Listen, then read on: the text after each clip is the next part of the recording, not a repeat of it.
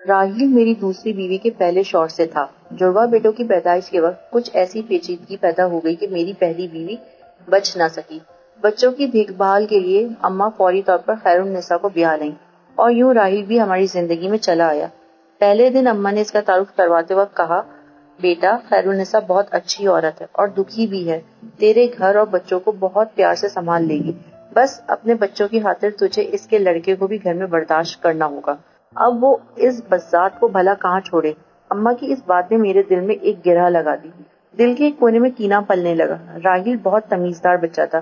ایک چیز جو میں نے شدت سے نوٹ کی کہ میرے سرد رویے کے باوجود وہ مجھ سے بہت محبت کرتا اور میرے رویے سے اسے کوئی فرق نہیں پڑتا تھا۔ صبح جب میں ناشتے کے لیے کھانے کی میز پر آتا، راہیل انتہائی تمیز کے ساتھ السلام علیکم ابا جان کہتا اور بھاگ کر میرے آگے اخبار رکھتا۔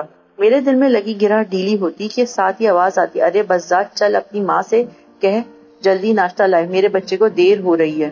وعلیکم السلام کے ساتھ راہیل کے سر پر پیار دینے کے لیے اٹھتا ہاتھ وہیں میری اپاہج سوچ کے ساتھ لڑتا اور شکست کھا کر ڈھیر ہو جاتا۔ خیرالنساء میرے گھر اور بچوں کو اچھی طرح سے سنبھال لیا تھا۔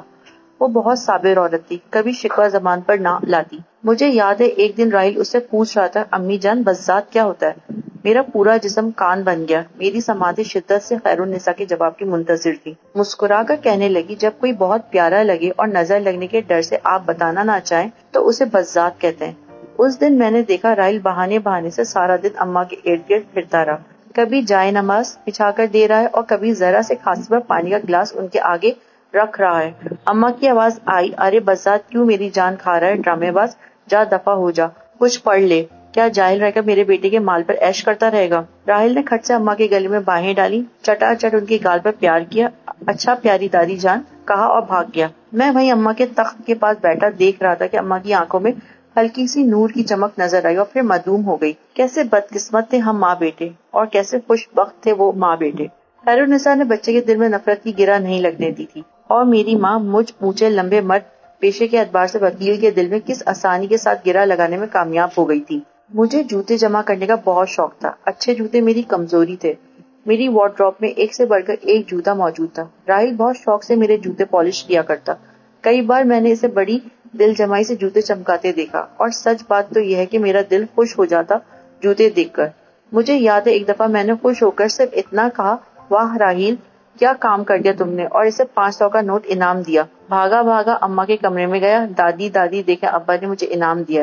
گھر کے ملازمین سے لے کر گھر میں آنے والے ایک ایک مہمان کو بتاتا، ابا نے مجھے انعام دیا ہے۔ اماں نے بزات دفع ہو جا کہہ کر منہ پھیر لیا۔ کاش اماں اسے خیرالنساء کی خاطر ہی ایک بار گلے سے لگا لیتی، جس نے ان کے پوتوں کو اپنے جگر کے ٹکڑے سے بڑھ کر پیار دیا تھا۔ اماں کی لگائی ہوئی نفرت کی دھیمی آنچ پر میری انا کا بت پکتا رہا۔ خیرالنساء کی میرے بچوں اور گھر کے ساتھ بے پناہ محبت اور احسان بھی انا کے اس بت کو توڑ نہ پایا۔ راہیل کی تمام خوبیوں کے باوجود میں نے کبھی اسے سینے سے نہیں لگایا تھا، ہاں مگر میں نے اس پر خرچ کرنا یا اس کی ضروریات پورا کرنے میں کوئی کوتاہی نہ کی۔ خیرالنساء اتنے ہی میں مطمئن تھی۔ وقت گزرتا رہا، بچے بڑے ہو گئے۔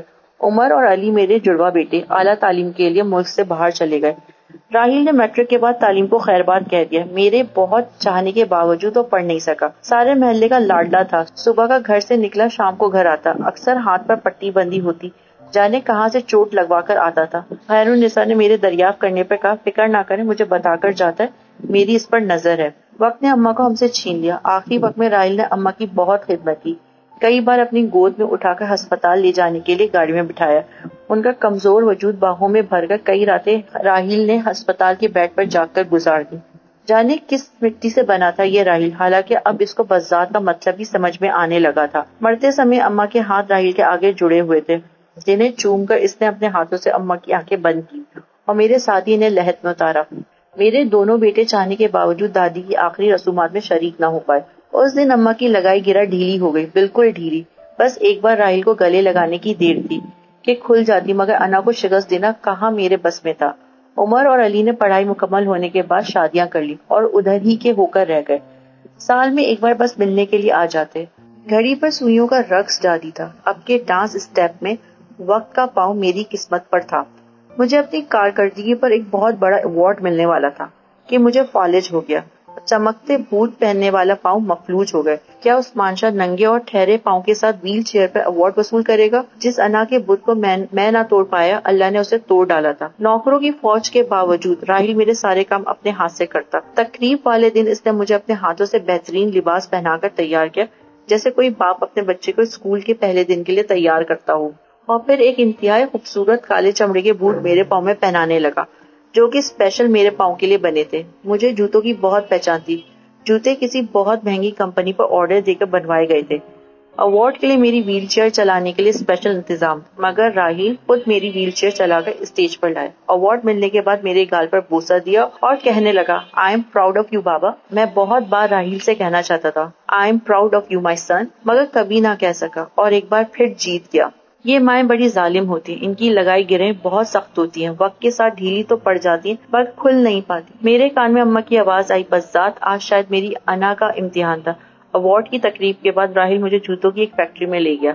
اندر داخل ہوتے ہی میں نے دیکھا ہر کوئی راحیل کو سلام صاحب کہہ رہا ہے، اور پھر راحیل مجھے ایک دفتر میں لے گیا جہاں ایک بہت خوبصورت بزرگ بیٹھے تھے۔ راحیل کو دیکھتے ہی اٹھ کر آئے، اس کے سر پر ہاتھ پھیرا اور کہنے لگے، مبارک ہو عثمان شاہ صاحب، اللہ کو کوئی تو آپ کی بات پسند آئی ہوگی جو اس نے آپ کو راحیل جیسا بیٹا دیا۔ یہ آپ کے بیٹے کی فیکٹری ہے، آپ کا بیٹا دنیا کا سب سے مشہور شو میکر ہے۔ مجھے یاد ہے ایک دفعہ میری پسند کی بہت مہنگے جوتے خراب ہو گئے تھے۔ جوتے اٹلی کے تھے اور واپس کمپنی میں بھیجنے میں بہت وقت لگتا۔ راحیل نے بڑے ماہر موچی بابا جی کو ڈھونڈا اور ان سے میرے جوتے مرمت کروائے۔ یہ وہی جوتے تھے جن پر خوش ہو کر میں نے اسے 500 کا نوٹ انعام میں دیا تھا۔ بابا جی کی مہارت دیکھتے ہوئے میرے شوق کی خاطر راحیل نے ان سے جوتے بنانے کا فن سیکھا، اور اب راحیل کے بنائے جوتے پوری دنیا میں مشہور تھے۔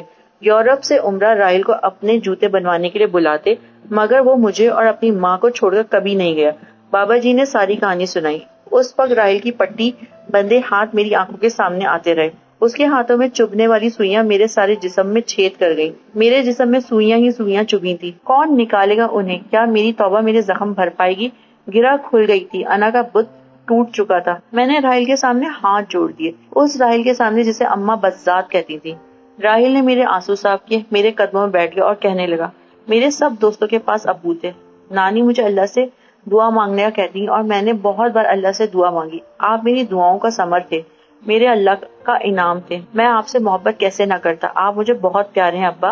آپ کی نظر کرم 500 کا وہ ایک نوٹ، وہ میری زندگی کی کتاب کا سب سے بہترین نوٹ بن گیا جس نے میری زندگی بدل ڈالی۔ میں اپنے ابا کا پسندیدہ بیٹا بننا چاہتا تھا، اور وہ بن گیا۔ وہ میرا سب سے پیارا بیٹا بن گیا۔ خیر النساء پاس بیٹھی رو رہی تھی، مگر اس کی پیشانی چمک رہی تھی۔ وہ راحیل کی ماں تھی، اس نے راحیل کو محبت کرنا سکھایا تھا۔ کاش میری ماں نے بھی مجھے محبت کرنا سکھایا ہوتا۔ اس رات جب راحیل نے اپنے ہاتھوں سے بنائے ہوئے میرے بوٹ اتار کر مجھے بیڈ پر لٹایا، تو زندگی میں پہلی بار میں نے اس کا منہ چوم کر کہا، I am proud of you my sun.